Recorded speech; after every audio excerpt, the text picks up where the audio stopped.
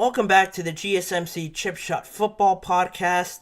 Here to start the second half of the show, we're going to talk about Kirk Cousins and signing with the Atlanta Falcons.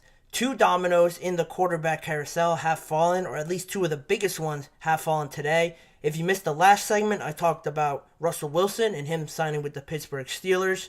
Now, I'll get into the story about Kirk Cousins signing with a new team and getting a lot of money, quite honestly, with the Atlanta Falcons. But before I do that, one last quick reminder to please use the tip and donations link with any questions that you may have during the show.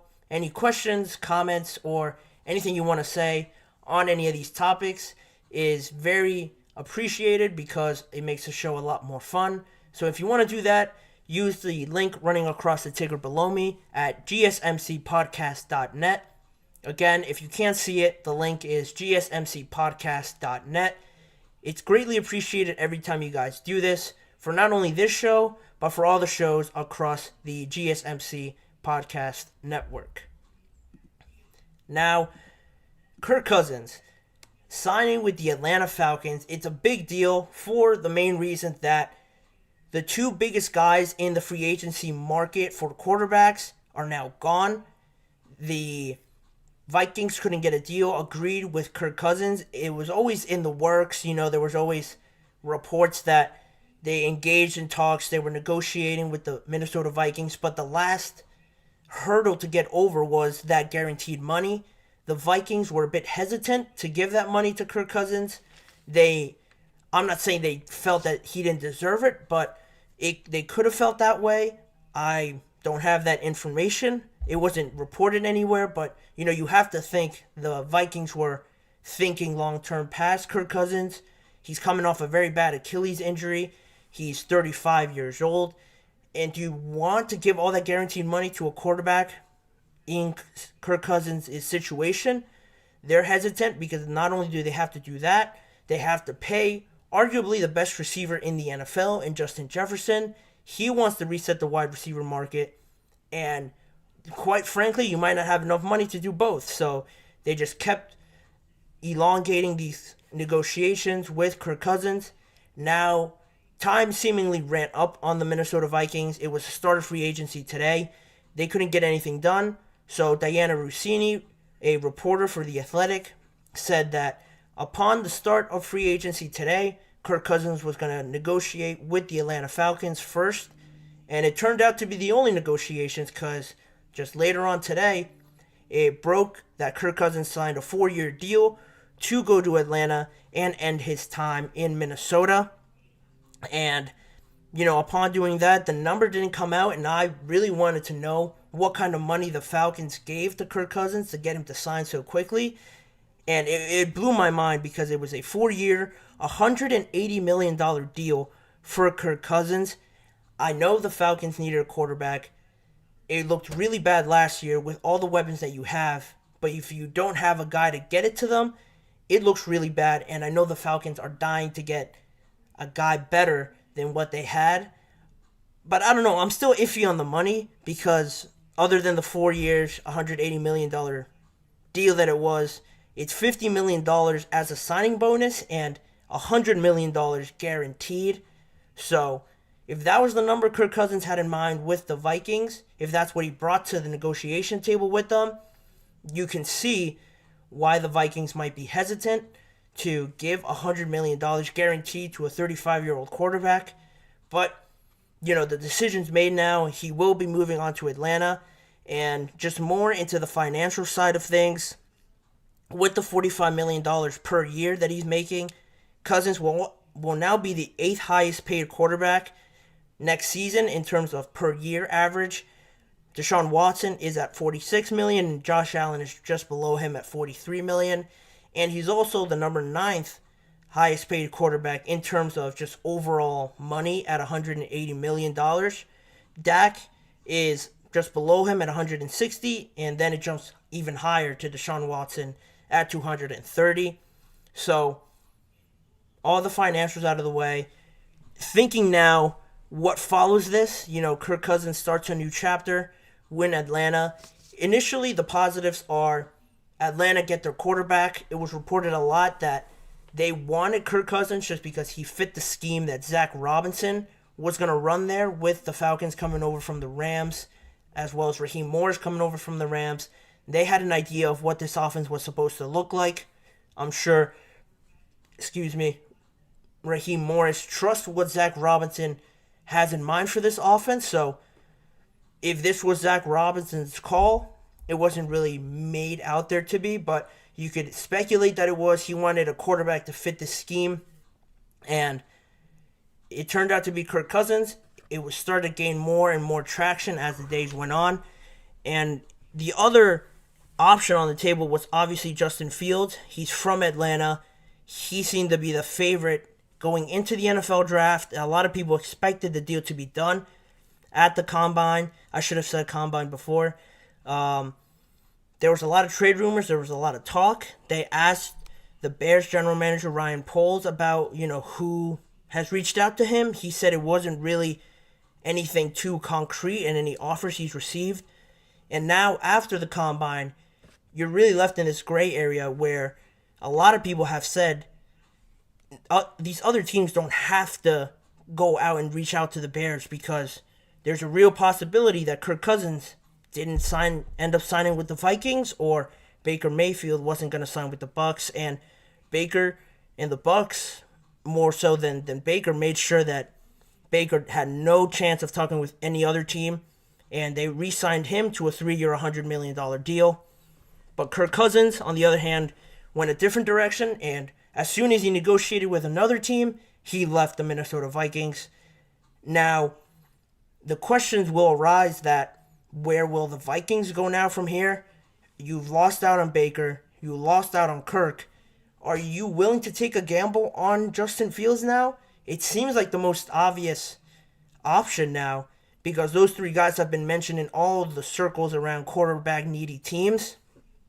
And more so the Bears, are they willing to trade to an interdivision team in the Minnesota Vikings? Or what I would do, regardless of what they offer me, I probably wouldn't trade them Fields, because you don't want that risk of making a direct opponent that much better.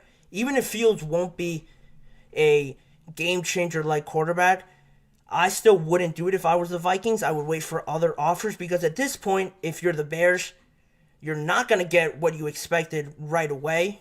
I don't think any team's going to offer a second-round pick, because a lot of those teams have really filled out their needs already in the quarterback position. The only other one I could think of could be the Las Vegas Raiders, but they also just signed Gardner Minshew, as well as having Aiden O'Connell now on their team.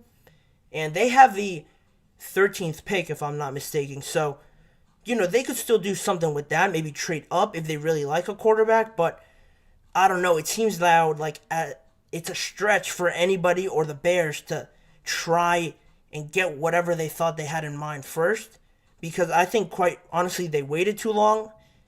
I don't believe that they didn't get a decent offer from anybody at the Combine, and if I were them, I probably would have taken the first 2 or 3 options that I had right away, because now you're sitting at a position where you still have Justin Fields on your team and no one's coming to your door begging to get Justin Fields. Now you kind of have to go out there and sell him, which puts you in a very awkward spot. A lot of teams now have the leverage over you, and you don't have the control in the conversations anymore if you're the Bears. Now, you could always keep him and trade back out of the number 1 spot.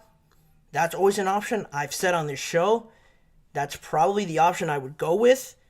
But, I think the Bears, everyone is already wrapped up in this Caleb Williams to the Bears scenario. He's had good meetings with them, and it just seems like that's going to be the option. So, what do you do now if you're the Vikings? It makes it interesting because of all that I just mentioned, with the Bears not having the leverage. But will the Vikings fold now and offer them maybe a little bit too much? It's going to be a big cat and mouse game now. It even makes it more interesting because they're in the same division.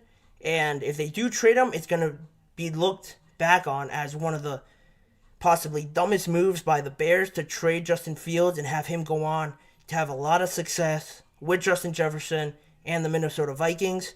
or it would look like an extremely smart move by the Bears if they were to do it. All that still has to be worked out.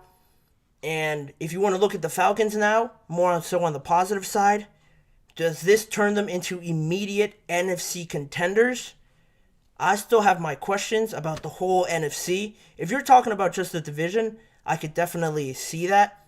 Because the division in itself, the Panthers aren't any real threat. The Saints are hit or miss, in my opinion, with Derek Carr and Alvin Kamara.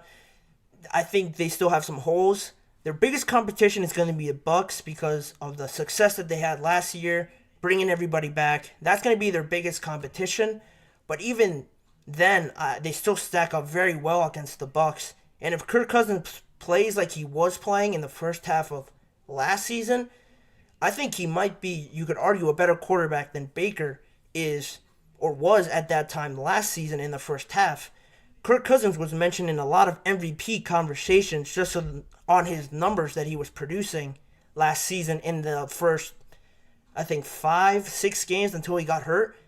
So if you get that version of Kirk Cousins, plus the Drake London, the Kyle Pitts, the Bijan Robinsons, the Tyler Algiers, I think this could be very promising for the Falcons, but they are still young, so you have to take that into account. But having Kirk Cousins there, more so as a leader as well as the kind of player that he could be, I think it was a risk that the Falcons had to take.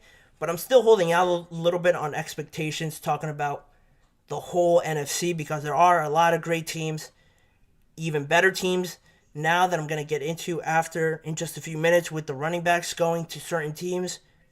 But it's an exciting time because of the money, the moves that all the quarterbacks have been making, and we're going to see where this puts the Falcons, because now, they don't really have too much else to worry about. They have to get a better pass rush, that's for sure, and eliminating the quarterback need just elevates that need to get a pass rusher now at number 8, where you can get a better pass rusher instead of using it on a quarterback, and there not being a lot of pass rushing options in free agency. Now you can really focus in on a high-end defensive end, outside linebacker, whatever you want to call it, in the draft, and not have to do anything, trade, move up, or do any of that sort of stuff. You can focus on that and potentially work on that secondary a bit as well.